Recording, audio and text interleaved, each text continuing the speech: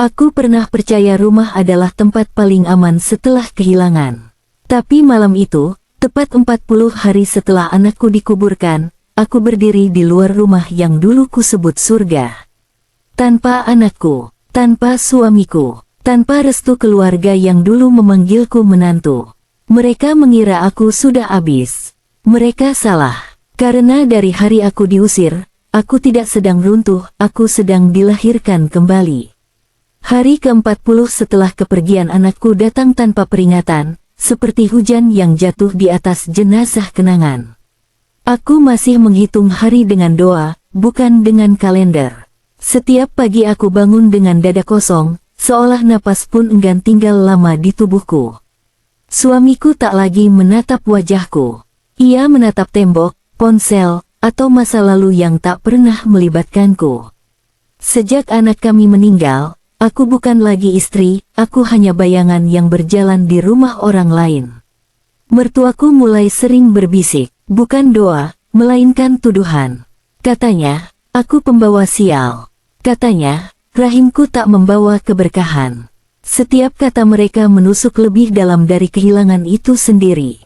Aku mencoba bertahan, menyapu lantai, memasak tanpa rasa, menelan tangis sendirian di kamar mandi. Kupikir kesabaran akan menyelamatkanku. Kupikir duka akan melembutkan hati mereka. Ternyata tidak. Pagi itu, aku dipanggil ke ruang tamu. Suamiku duduk di samping ibunya, kepalanya tertunduk seperti anak kecil yang takut dimarahi. Ayah mertuaku berdiri, suaranya dingin dan tegas. Kamu sudah tidak punya alasan tinggal di sini. Kalimat itu lebih kejam daripada kabar kematian anakku. Karena kali ini, yang mati bukan tubuh, melainkan tempatku berpijak. Aku menoleh pada suamiku, menunggu satu kata, satu pembelaan, satu tanda bahwa aku masih berarti. Tapi yang kuterima hanya diam. Diam yang memutus ikatan kami lebih bersih daripada talak. Aku diusir tanpa air mata mereka. Hanya aku yang menangis, memeluk tas kecil berisi pakaian dan foto anakku. Rumah itu menutup pintunya, dan bersamaan dengan itu, menutup masa laluku. Aku berjalan tanpa tujuan. Langkahku gemetar, tapi hatiku perlahan mengeras. Untuk pertama kalinya sejak anakku pergi, aku merasa marah. Dan kemarahan itu memberiku tenaga untuk bertahan hidup. Aku menumpang di rumah teman lama. Tidur di lantai, makan seadanya. Tapi setiap malam, aku berbicara dengan anakku dalam diam, berjanji tidak akan mati di tangan orang-orang yang telah membunuh jiwaku. Hari demi hari kulewati dengan bekerja serabutan. Menjahit, membersihkan rumah orang, apa saja yang membuatku tetap berdiri. Tidak ada yang mudah, tapi setiap keringat adalah bukti bahwa aku masih hidup. Suamiku tidak mencariku, bahkan sekadar pesan, seolah aku benar-benar telah mati bersamaan dengan anak kami. Di hari ke-70, aku jatuh sakit. Tubuhku menyerah lebih dulu. Demam tinggi membuatku mengigau, memanggil nama anakku berulang kali. Tak ada yang menggenggam tanganku saat itu. Saat aku sembuh, sesuatu di dalam diriku berubah. Aku berhenti berharap pada orang yang meninggalkanku. Aku berhenti menunggu keadilan dari keluarga yang mengusirku. Aku mulai menabung, sedikit demi sedikit, dari upah yang tak seberapa. Aku belajar menata hidup tanpa siapapun. Di hari ke-100, aku berdiri di depan cermin dan hampir tak mengenali diriku sendiri. Wajahku lebih tirus, mataku lebih tajam. Ada luka di sana, tapi juga tekad. Aku sadar satu hal, mereka mengira aku lemah karena aku berduka. Padahal, kehilangan telah mengajarkanku bertahan dalam bentuk paling keras. Aku mulai menyusun rencana, bukan balas dendam yang kotor, tapi pembuktian yang tenang. Aku ingin hidup baik tanpa mereka. Aku menyewa kamar kecil, tapi itu milikku. Aku menempel foto anakku di dinding, bukan untuk menangis, tapi untuk mengingat alasan aku harus kuat. 40 hari setelah aku diusir, aku kembali. Berdiri tegak, bukan di depan rumah mereka, tapi di depan hidupku sendiri. Aku bukan lagi perempuan yang mereka buang. Aku adalah ibu yang bertahan setelah kehilangan segalanya. Dan ini baru permulaan. Aku pikir setelah diusir, hidupku akan berhenti di situ. Nyatanya, justru disitulah hidupku dipaksa berjalan tanpa kompromi.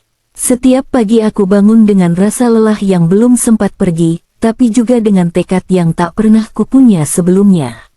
Kamar kecil yang kusewa menjadi saksi bisu kebangkitanku.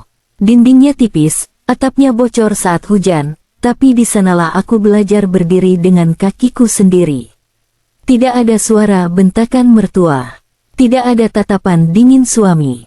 Hanya aku dan sunyi. Aku mulai bekerja lebih keras. Pagi menjahit di rumah orang, siang membersihkan toko, malam menerima pesanan kecil-kecilan. Tanganku sering gemetar, bukan karena lemah, tapi karena terlalu lama memaksakan diri. Ada malam-malam ketika aku jatuh menangis di lantai, memeluk foto anakku. Rindu itu seperti api, membakar dari dalam tanpa bisa dipadamkan. Tapi setiap air mataku terjemahkan menjadi janji, aku tidak akan menyerah. Nama suamiku sesekali muncul di kepalaku. Bukan karena cinta, melainkan karena kecewa. Ia memilih diam ketika aku dihancurkan. Diam yang lebih kejam daripada kata-kata. Aku mulai sadar, pengkhianatan terbesar bukan soal orang ketiga, melainkan ketika seseorang membiarkan pasangannya disakiti tanpa perlawanan. Suatu hari, aku bertemu tetangga kamar yang sering memperhatikanku bekerja hingga larut. Ia seorang perempuan paruh baya, hidup sendiri, wajahnya lelah tapi matanya hangat. Ia tak banyak bertanya, hanya menyodorkan segelas air dan berkata aku kuat. Kata itu sederhana, tapi rasanya seperti pelukan yang tak pernah kuterima sejak anakku pergi. Sedikit demi sedikit, hidupku mulai menemukan ritme baru. Aku belajar mengatur uang, belajar menahan lapar, belajar tersenyum meski hati masih penuh luka. Aku berhenti menunggu kabar dari masa lalu. Nomor suamiku kuhapus. Foto pernikahan kusimpan di dasar koper, bukan untuk dikenang, tapi sebagai pengingat betapa rapuhnya janji manusia. Pada suatu sore, tanpa sengaja aku melihat mertua dan suamiku di pasar. Mereka tertawa, ringan, seolah tidak pernah mengusir seorang ibu yang baru kehilangan anaknya. Dadaku sesak, tapi kakiku tetap melangkah. Untuk pertama kalinya, aku tidak bersembunyi. Aku lewat di depan mereka dengan kepala tegak. Mereka menoleh. Wajah mereka berubah. Mungkin mereka berharap melihatku hancur. Tapi yang mereka lihat adalah aku yang masih berdiri. Tidak ada sapaan. Tidak ada permintaan maaf. Hanya tatapan canggung yang cepat dihindari. Dan saat itu aku tahu, aku tidak membutuhkan penjelasan apapun dari mereka. Malam itu aku pulang dengan perasaan asing, lega. Luka itu masih ada, tapi tidak lagi mengendalikan hidupku. Aku mulai bermimpi lagi. Bukan mimpi besar, hanya mimpi sederhana, hidup tenang, bekerja jujur, dan tidak lagi diperlakukan seperti beban. Anakku mungkin telah pergi, tapi kasih sayangnya masih hidup di setiap langkahku. Ia menjadi alasan aku bertahan, alasan aku tidak menyerah pada kebencian. Aku tahu jalan ke depan masih panjang.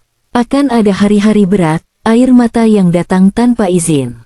Tapi aku tidak lagi sendirian, aku punya diriku sendiri.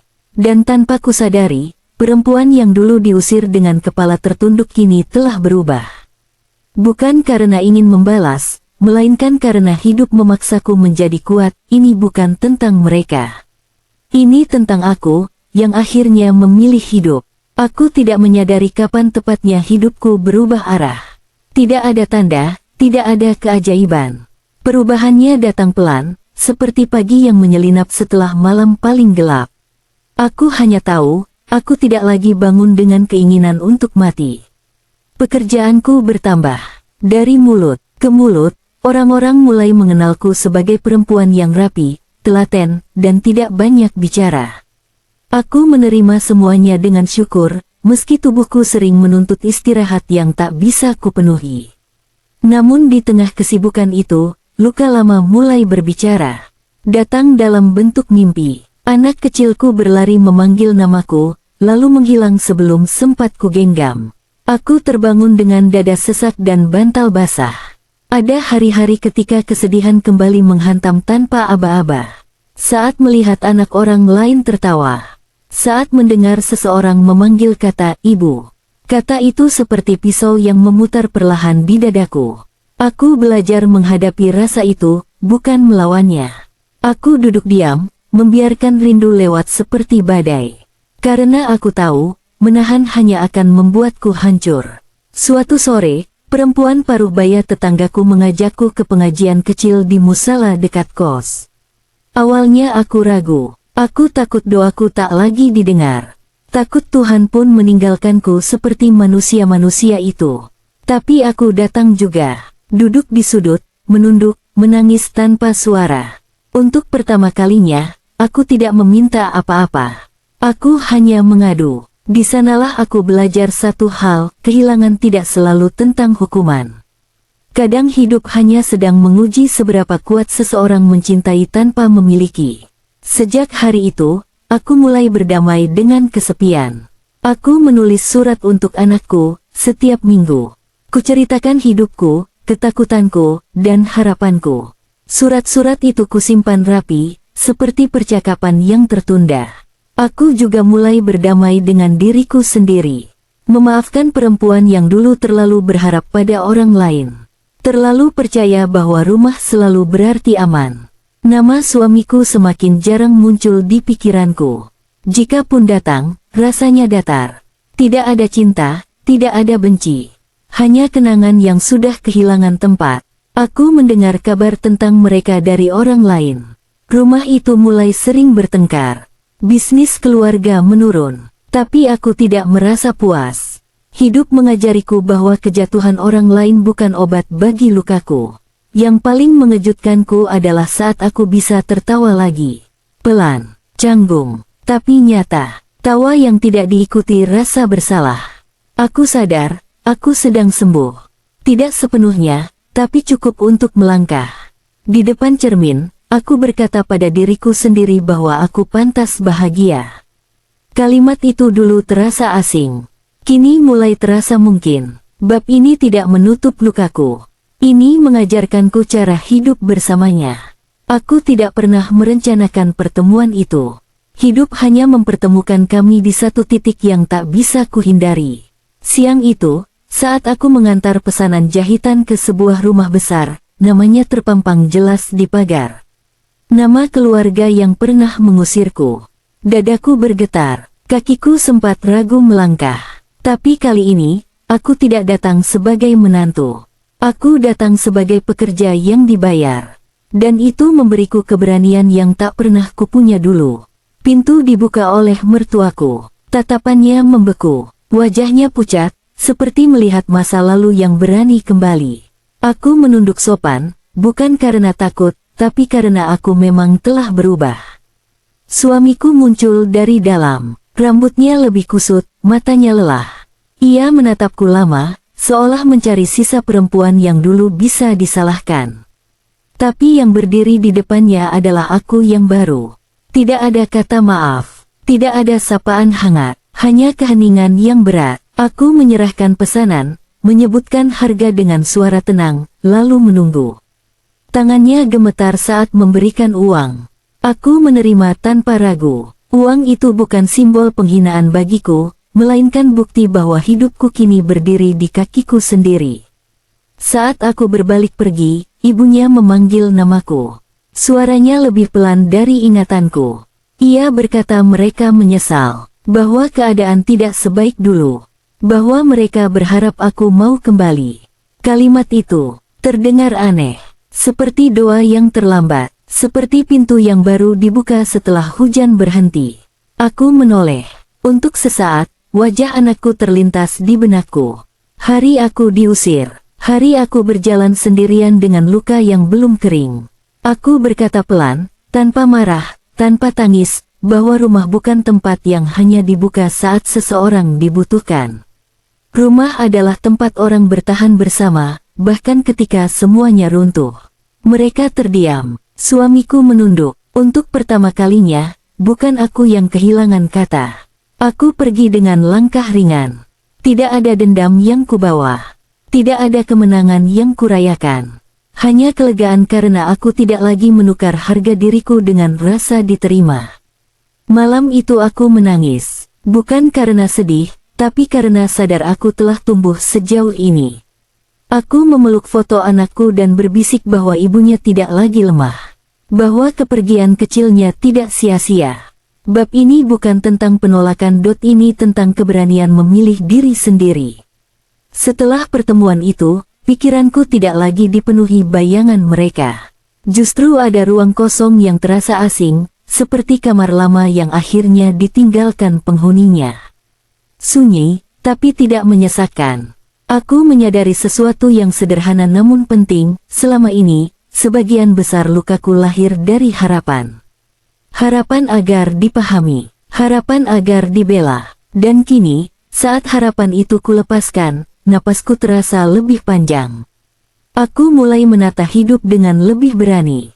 Mengambil pesanan lebih besar, berani menolak upah yang tidak adil, berani berkata tidak tanpa rasa bersalah. Dulu aku takut kehilangan siapapun. Sekarang aku takut kehilangan diriku sendiri. Setiap malam, sebelum tidur, aku berbicara pada anakku. Bukan lagi dengan tangis, melainkan dengan cerita. Tentang ibunya yang belajar kuat, tentang dunia yang keras, tapi masih bisa dijalani. Aku menabung untuk masa depan yang belum jelas bentuknya. Bukan demi rumah besar, bukan demi status, tapi demi rasa aman yang dulu tidak pernah kupunya. Ada hari ketika rasa sepi datang kembali. Duduk di sampingku, menatap kosong. Tapi kali ini aku tidak lari. Aku membuatkan teh, membuka jendela, membiarkan udara malam masuk. Sepi tidak selalu musuh. Kadang ia hanya ingin ditemani. Kabar tentang mantan suamiku sampai lagi ke telingaku. Katanya ia ingin berbicara, menjelaskan, meminta kesempatan. Kata-kata itu dulu akan membuatku gemetar. Kini hanya lewat seperti angin. Aku tidak membencinya. Aku juga tidak menunggunya. Hidup terlalu singkat untuk dihabiskan pada orang yang memilih pergi saat aku paling membutuhkan. Aku memaafkan mereka dalam diam. Bukan untuk mereka, tapi untuk diriku sendiri. Karena memikul amarah terlalu lama hanya akan membuat langkahku berat. Pada suatu pagi, aku berdiri di depan cermin dan tersenyum tanpa paksaan. Senyum itu tidak sempurna, tapi jujur. Untuk pertama kalinya, aku menyukai perempuan yang menatap balik dari cermin itu. Aku tahu jalan hidupku tidak akan selalu mudah. Akan ada kehilangan lain, luka baru, air mata yang kembali jatuh. Tapi aku juga tahu satu hal, aku sanggup melewatinya. Anakku telah pergi, dan rasa itu tidak akan pernah benar-benar sembuh. Tapi dari kehilangannya, aku belajar mencintai hidup dengan cara yang lebih dewasa. Aku menutup pintu masa lalu dengan tenang. Tidak dibanting, tidak dikunci dengan amarah. Hanya ditutup, karena aku sudah tidak tinggal di sana lagi. Bab ini bukan akhir. Ini adalah saat aku akhirnya memilih hidupku sendiri. Waktu terus berjalan, dan aku berhenti menghitung hari sejak aku diusir. Aku mulai menghitung hal lain, berapa banyak tawa kecil yang berhasil kuciptakan untuk diriku sendiri, berapa malam yang kulewati tanpa menangis, berapa kali aku bangun dengan rasa syukur. Usahaku perlahan berkembang. Jahitanku tak lagi hanya dikenal di sekitar kos, tapi mulai menjangkau orang-orang yang tak kukenal. Ada kepuasan tersendiri ketika hasil kerjaku dihargai, bukan karena siapa aku, tapi karena apa yang kulakukan. Aku pindah ke tempat yang lebih layak, tidak besar, tapi hangat. Di sana, aku menata sudut kecil untuk anakku. Bukan altar kesedihan, melainkan ruang kenangan yang penuh cinta. Aku belajar bahwa rumah bukan bangunan dengan banyak orang. Rumah adalah tempat di mana hatimu tidak perlu berpura-pura kuat. Dan untuk pertama kalinya setelah sekian lama, aku merasa pulang. Sesekali, ada orang-orang baru yang datang dalam hidupku. Tetangga, pelanggan, teman. Mereka tidak menuntut ceritaku. Mereka menerima kehadiranku apa adanya. Itu lebih dari cukup. Aku juga belajar membuka diri tanpa menggantungkan hidup.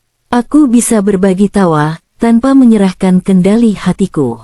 Luka lama mengajarkanku batasan. Suatu sore, aku duduk di teras kecil rumahku, memandangi langit yang memerah.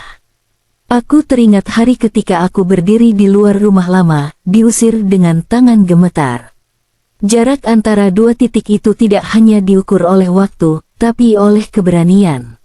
Aku berbisik pada anakku bahwa ibunya akhirnya menemukan damai. Tidak sempurna, tapi nyata. Dan bahwa cinta tidak selalu datang dalam bentuk keluarga yang utuh. Aku tidak tahu apa yang akan terjadi esok hari. Tapi aku tidak lagi takut. Hidup telah mengambil banyak dariku, dan aku masih berdiri. Bab ini bukan tentang kesuksesan besar. Bab ini tentang perempuan yang membangun rumah dari reruntuhan hatinya sendiri, dan berhasil tinggal di sana dengan tenang. Aku mengira hidup akan berjalan lurus setelah semua yang kulalui. Ternyata tidak. Takdir selalu punya cara sendiri untuk menguji apakah luka benar-benar telah sembuh, atau hanya tertutup rapat. Suatu pagi, telepon dari nomor tak dikenal masuk ke ponselku. Suaranya gemetar, memperkenalkan diri sebagai kerabat jauh mantan suamiku. Ia menyampaikan kabar yang membuat tanganku dingin, mertuaku sakit keras. Aku menutup telepon itu lama sekali. Tidak ada rasa panik, tidak juga lega. Hanya hening yang dalam, seolah hatiku diminta membuka kembali pintu yang sudah kututup rapi. Aku bergulat dengan pikiranku sendiri. Pergi berarti membuka luka lama. Tidak pergi berarti membiarkan masa lalu tetap menggantung. Pada akhirnya, aku memilih datang. Bukan sebagai menantu, bukan sebagai istri. Aku datang sebagai manusia. Rumah itu tidak banyak berubah, tapi rasanya asing. Seperti tempat yang pernah kukenal dalam kehidupan lain. Suamiku menyambutku dengan mata merah, wajahnya dipenuhi rasa bersalah yang tak lagi kuperlukan.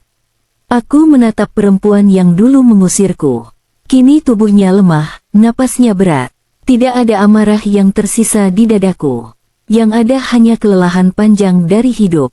Ia menggenggam tanganku dan menangis. Meminta maaf dengan suara patah. Mengakui kesalahan yang dulu ditutup gengsi dan kemarahan. Kata-kata itu datang terlambat, tapi tetap terdengar manusiawi. Aku tidak menjawab panjang. Aku hanya berkata aku sudah memaafkan. Bukan karena aku suci, tapi karena aku ingin pulang dengan hati ringan. Suamiku mencoba berbicara tentang masa lalu. Tentang penyesalan. Tentang kemungkinan memperbaiki. Aku mendengarkan, tanpa membuka kembali pintu yang telah kututup. Aku berkata bahwa kehilangan anak telah mengubah segalanya. Dan pengusiran itu mengakhiri sisanya. Beberapa hal tidak bisa disambung ulang, meski niatnya baik. Saat aku pergi, tidak ada drama. Tidak ada teriakan. Hanya tatapan panjang yang akhirnya mengerti. Di luar rumah itu, aku menghirup udara dalam-dalam. Tidak ada beban yang kubawa pulang. Tidak ada dendam yang tertinggal. Aku sadar, menoleh ke belakang sekali bukan berarti kembali. Kadang itu hanya cara hidup memastikan kita benar-benar telah melangkah maju. Setelah kunjungan itu, hidupku terasa lebih tenang, seolah simpul terakhir di hatiku akhirnya terurai. Tidak ada lagi mimpi buruk tentang rumah lama, tidak ada suara-suara masa lalu yang menyelinap di malam hari. Yang tersisa hanyalah kenangan yang sudah kehilangan kuasanya. Aku kembali pada rutinitasku dengan perasaan ringan. Setiap jahitan terasa lebih rapi, setiap langkah terasa lebih mantap. Aku tidak lagi bekerja untuk melupakan, tapi untuk hidup. Ada hari ketika aku duduk sendirian di ruang kecil rumahku, membuka kembali surat-surat yang kutulis untuk anakku. Kali ini aku membacanya tanpa terisak. Aku tersenyum. Karena di balik setiap kata, aku melihat perjalanan seorang ibu yang bertahan. Aku mulai memahami arti kehilangan yang sesungguhnya. Kehilangan bukan hanya tentang yang pergi, tapi tentang siapa yang kita pilih untuk tinggalkan. Dan aku telah meninggalkan diriku yang dulu, yang selalu merasa tak cukup. Sesekali, rasa rindu datang seperti tamu tak diundang. Tapi kini aku menyambutnya dengan tenang. Aku tahu rindu itu adalah bukti cinta, bukan kelemahan. Aku juga belajar bahwa memaafkan tidak selalu berarti mendekat. Kadang memaafkan cukup dilakukan dari jauh, tanpa membuka pintu yang pernah melukai. Orang-orang di sekitarku mulai memanggilku dengan hormat. Bukan karena status, tapi karena caraku berdiri. Aku tidak lagi membungkuk pada penilaian siapapun. Di suatu sore yang cerah, aku mengunjungi makam anakku. Aku membawa bunga, tapi juga membawa cerita tentang ibunya yang tidak menyerah. Angin berhembus pelan, seolah mendengarkan. Aku berkata padanya bahwa kehilangan telah membentukku, bukan menghancurkanku. Bahwa dari kepergiannya, aku belajar mencintai hidup dengan lebih jujur. Saat aku melangkah pergi dari makam itu, aku tidak merasa meninggalkan. Aku merasa membawa pulang sesuatu kekuatan yang lahir dari cinta terdalam. Ini bukan tentang kesedihan. Ini tentang aku, yang akhirnya mengerti bahwa kehilangan bisa menjadi guru paling keras, sekaligus paling jujur. Hidupku kini berjalan tanpa aku menunggu apapun terjadi. Aku bangun pagi, bekerja, pulang, beristirahat, dan tersenyum pada diriku sendiri. Rutinitas sederhana yang dulu terasa membosankan, sekarang justru menjadi bentuk kedamaian. Aku berhenti berharap pada kejutan besar dari hidup. Tidak ada lagi angan tentang seseorang datang menyelamatkanku. Aku sudah belajar, keselamatan itu lahir dari dalam diri sendiri. Suatu hari, aku menerima tawaran kerja sama dari seorang pelanggan lama. Jahitanku akan dipasarkan lebih luas. Namaku dicantumkan, bukan sebagai istri siapapun, bukan sebagai menantu siapapun, hanya namaku sendiri. Saat menandatangani kesepakatan itu, tanganku bergetar halus. Bukan karena takut, tapi karena bangga. Aku teringat diriku yang dulu, perempuan yang diusir tanpa suara, tanpa pembelaan. Aku pulang dan duduk lama di lantai rumahku. Aku menangis pelan, bukan karena sedih, tapi karena akhirnya mengakui bahwa aku telah sampai sejauh ini. Tidak ada yang perlu kukabarkan pada masa lalu. Tidak ada yang perlu kuundang kembali. Hidupku tidak lagi menunggu pengakuan dari orang-orang yang pernah menolakku. Aku tetap membawa kenangan anakku kemanapun aku pergi. Ia menjadi cahaya kecil yang menuntunku, bukan beban yang menyeretku ke belakang. Aku tahu, hidup tidak akan selalu ramah. Akan ada hari gelap yang datang lagi. Tapi aku tidak lagi takut. Aku sudah pernah jatuh sampai titik terendah, dan aku masih berdiri. Ini bukan tentang akhir bahagia seperti di dongeng. Ini tentang perempuan yang berhenti menunggu keajaiban karena ia telah menjadi keajaiban itu sendiri.